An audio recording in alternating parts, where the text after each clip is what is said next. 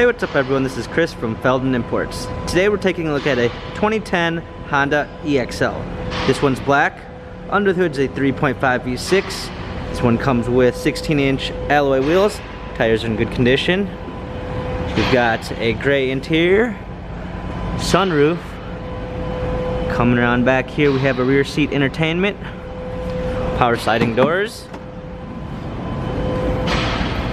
Coming around back, we've got a trailer hitch, Odyssey badging, power liftgate, third row seats that do fold down, plenty of space back here.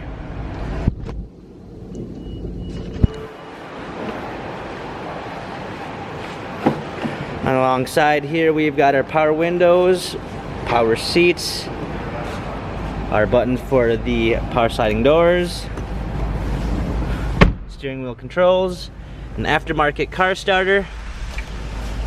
We've got our media display right there with navigation, dual climate controls, our radio, DVD player, heated seats, cup holders.